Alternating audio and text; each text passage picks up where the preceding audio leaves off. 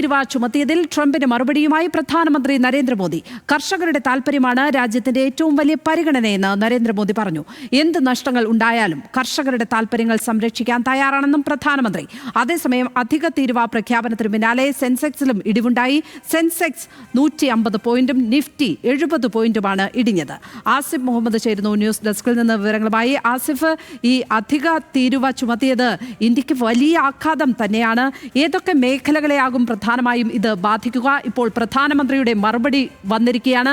എന്താണ് പ്രധാനമന്ത്രിക്ക് ഈ വിഷയത്തിൽ പറയാനുള്ളത്?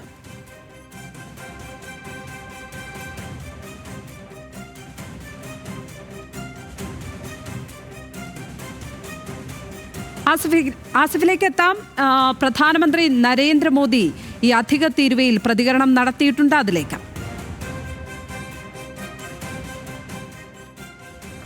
मेरे देश के किसानों के लिए, मेरे देश के मछुआरों के लिए, मेरे देश के पशुपालकों के लिए आज भारत तैयार है।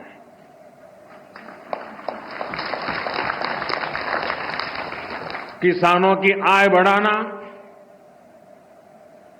खेती पर खर्च कम करना,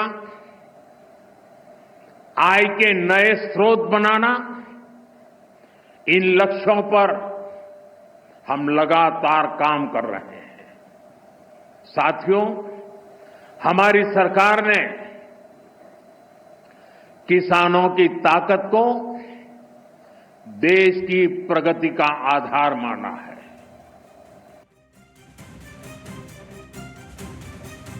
ആസിഫ് മുഹമ്മദ് ചേരുന്നു. ആസിഫ്, അക്ഷരാർത്ഥത്തിൽ അമേരിക്ക നടത്തിയിരിക്കുന്നത് ഒരു തീരുവ യുദ്ധം തന്നെയാണ്. കഴിഞ്ഞ ആഴ്ച ചുമത്തിയതിനൊപ്പം 25% കൂടി ചുമത്തി 50%മാണ് തീരുവ. ബ്രസീലിനൊപ്പമായിരിക്കുകയാണ് ഇന്ത്യയുടെയും തീരുവ. ഇതിനെ എങ്ങനെ മറികടക്കാനാണ് രാജ്യത്തിന്റെ പ്ലാൻ? പ്രധാനമന്ത്രി അക്കാര്യങ്ങളിൽ എന്തെങ്കിലും ഈ മറുപടിയിൽ വിശദമാക്കുന്നുണ്ടോ? ട്രംപിന്റെ തീരുവ യുദ്ധത്തിൽ അല്ലെങ്കിൽ തീരുവ ഭീഷണിയിൽ വഴങ്ങേണ്ടതില്ല എന്നുള്ള കടുത്ത നിലപാടിൽ തന്നെയാണ് രാജ്യമുള്ളത് എന്നുള്ളത് പ്രധാനമന്ത്രിയുടെ വാക്കുകളിൽ നിന്ന് വ്യക്തമാണ്. കാരണം ഈ അധിക തീരുവ ഏർപ്പെടുത്തിയപ്പോൾ ബാധിക്കുന്ന മേഖലകളെ കൃത്യമായി എടുത്തു പറഞ്ഞുകൊണ്ട് തന്നെയാണ് പ്രധാനമന്ത്രി ഇത്തരത്തിൽ മറുപടി നൽകിയിട്ടുള്ളത്. കർഷകരുടെയും മത്സ്യത്തൊഴിലാളികളുടെയും അതുപോലെ തന്നെ ആ മത്സ്യത്തൊഴിലാളികളുടെ കാര്യം പ്രത്യേകം എടുത്തു പറഞ്ഞുകൊണ്ട് തന്നെ പ്രധാനമന്ത്രി പറയുന്നു. സമുദ്രോൽപ്പന്ന കയറ്റുമതിയിലടക്കം ഇന്ത്യക്ക് വലിയ തിരിച്ചടി ഉണ്ടാകുമെന്ന് കരുതുന്ന സമയത്ത് തന്നെയാണ് പ്രധാനമന്ത്രി ഇന്ന് MS സ്വാമിനാഥൻ ശതാബ്ദി സമ്മേളനത്തിന്റെ ഭാഗമായി നടന്ന പ്രഭാഷണത്തിൽ ഇത്തരത്തിൽ ഈ ഒരു കാര്യങ്ങൾ എടുത്ത് ചൂണ്ടിക്കാണിച്ചുകൊണ്ട് തന്നെ പറയുന്നത്. രാജ്യത്തിലെ കർഷകരുടെ താല്പര്യത്തിന് വിരുദ്ധമായി ഒന്നും ചെയ്യാൻ തയ്യാറല്ല. കർഷകരുടെ താല്പര്യത്തിലാണ് രാജ്യം പ്രഥമ പരിഗണന നൽകുന്നത് എന്ന് പ്രധാനമന്ത്രി പറഞ്ഞു വെക്കുന്നുണ്ട്. അതോടൊപ്പമാണ് കർഷകരുടെയും മത്സ്യത്തൊഴിലാളികളുടെയും ക്ഷീര കർഷകരുടെയും താല്പര്യം പരിഗണിച്ച് തന്നെ രാജ്യം മുന്നോട്ട് പോകും. അതിനുവേണ്ട നടപടികൾ രാജ്യം സ്വീകരിക്കുമെന്നുള്ള കാര്യം പ്രധാനമന്ത്രി എടുത്ത് പറയുന്നുണ്ട്.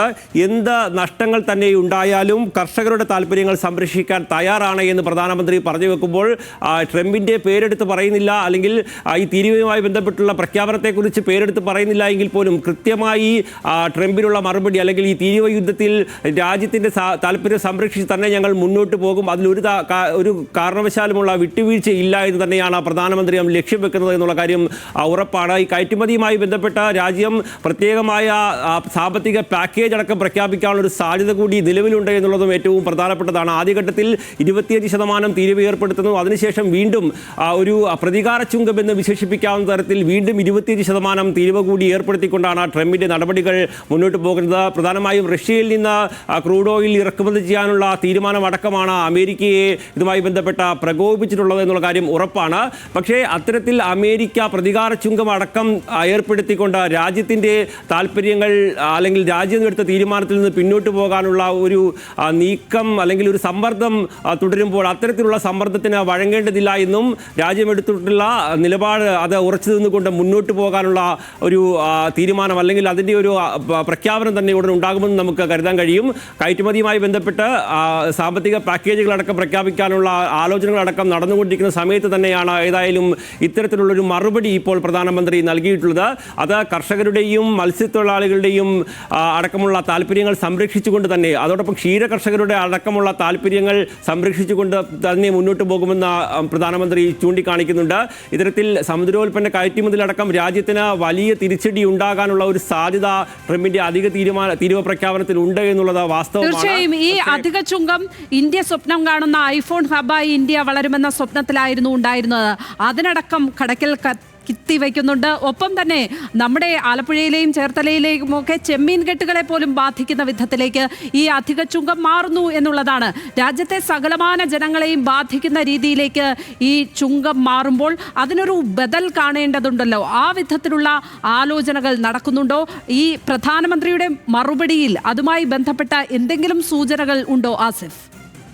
നിലവിൽ പ്രധാനമന്ത്രിയുടെ പ്രസംഗത്തിൽ ഏതെങ്കിലും തരത്തിലുള്ള പ്രഖ്യാപനങ്ങളില്ല. പക്ഷേ ഈ താല്പര്യങ്ങൾ സംരക്ഷിക്കുമെന്ന് പ്രധാനമന്ത്രി എടുത്തു പറയുന്നുണ്ട്. പക്ഷേ നമ്മൾ മനസ്സിലാക്കണം, ഇതുമായി ബന്ധപ്പെട്ട വിപുലമായ ചർച്ചകൾ നടന്നു വരുന്നുണ്ട്. 2000 കോടിയോളം രൂപയുടെ ഒരു പാക്കേജ് കയറ്റുമതിയുമായി ബന്ധപ്പെട്ടുള്ള കാര്യങ്ങളിൽ ഇന്ത്യ ഉടൻ തന്നെ പ്രഖ്യാപിക്കാനുള്ള ഒരു സാധ്യതയാണ് നമുക്ക് ഇതുമായി ബന്ധപ്പെട്ട സാമ്പത്തിക വിദഗ്ധരടക്കം ചൂണ്ടിക്കാണിക്കുന്നത്. അതുകൊണ്ട് തന്നെ അത്തരത്തിലുള്ള പ്രഖ്യാപനത്തിലേക്ക് പോകുന്നതിന് മുമ്പ് ട്രംപിന് ഒരു മറുപടിയും ഒരു സൂചനയും നൽകുന്ന ഒരു നിലപാടാണ് ഇന്ന് പ്രധാനമന്ത്രി ഭാഗത്തു നിന്ന് ഉണ്ടായിട്ടുള്ളതെന്നാണ് നമുക്ക് എടുത്തു പറയാൻ കഴിയുക. നമ്മൾ ഈ കയറ്റുമതിയുമായി ബന്ധപ്പെട്ട് കൂടുതൽ വിപുലപ്പെടുത്തുന്നതും ഈ അധിക തീരുവയെ മറികടന്നുകൊണ്ട് കയറ്റുമതി ചെയ്യാൻ കഴിയുന്നതുമായുള്ള സാഹചര്യങ്ങൾ, അതിന് എന്തൊക്കെ ചെയ്യാൻ കഴിയുമെന്നുള്ള ഒരു സമഗ്രമായ ഒരു പഠനമടക്കം ഇപ്പോൾ പുരോഗമിച്ചുകൊണ്ടിരിക്കുന്നുണ്ട്. അതിൻ്റെ എല്ലാ ബലത്തിലായിരിക്കും ഈ ഒരു 2000 കോടിയുടെ ഒരു പാക്കേജ് അടക്കം പ്രഖ്യാപിക്കാനുള്ള ഒരു സാധ്യത എന്തായാലും നിലനിൽക്കുന്നത്.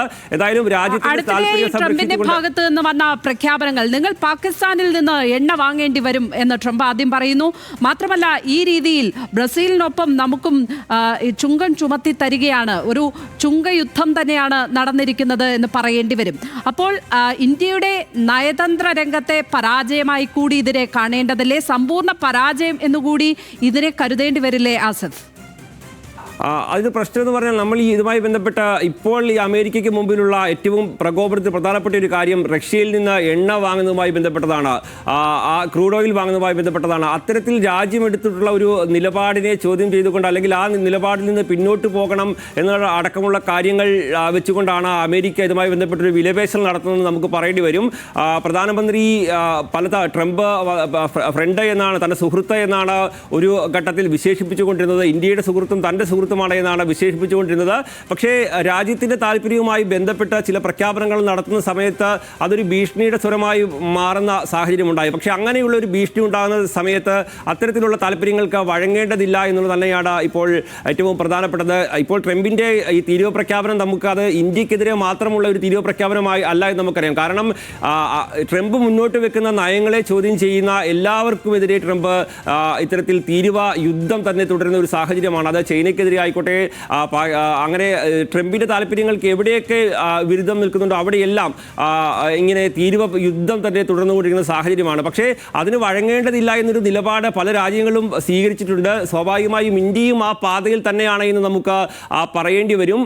അതിൻ്റെ ഒരു തുടക്കം എന്നോളം ഇന്ത്യ ഇതുമായി ബന്ധപ്പെട്ട് വലിയ സമഗ്രമായ പദ്ധതികൾ അടക്കം ആവിഷ്കരിച്ചുകൊണ്ട് മുന്നോട്ട് പോകാനും ഈ തീരുവ യുദ്ധത്തെ മറികടക്കാനുമുള്ളൊരു ശ്രമമാണ് നടക്കുന്നത്. ഏതായാലും രാജ്യത്തിൻ്റെ താല്പര്യങ്ങൾ മുൻനിർത്തിക്കൊണ്ടും മാത്രമുള്ള പ്രഖ്യാപനങ്ങളെ ഉണ്ടാവുകയുള്ളൂ എന്നും അത് കർഷകരുടെയും മത്സ്യത്തൊഴിലാളികളുടെയും ക്ഷീര കർഷകരുടെയും അടക്കം താല്പര്യങ്ങൾ മുൻനിർത്തിക്കൊണ്ട് മാത്രമേ രാജ്യം മുന്നോട്ട് പോവുകയുള്ളൂ എന്നും അതിന് എന്ത് വില കൊടുക്കേണ്ടി വന്നാലും അത്തരത്തിൽ തന്നെ മാത്രമായിരിക്കും തങ്ങളുടെ നിലപാട് എന്നുമുള്ള ഒരു പ്രഖ്യാപനം തന്നെയാണ് ഇന്ന് പ്രധാനമന്ത്രി തീർച്ചയായും പ്രധാനമന്ത്രിയുടെ വാക്കുകൾ ആശ്വാസം പകരുന്നതാണ്. പക്ഷേ ബദൽ പദ്ധതികൾ ആവശ്യമാണ് എന്ന കാര്യത്തിൽ സംശയം വേണ്ട.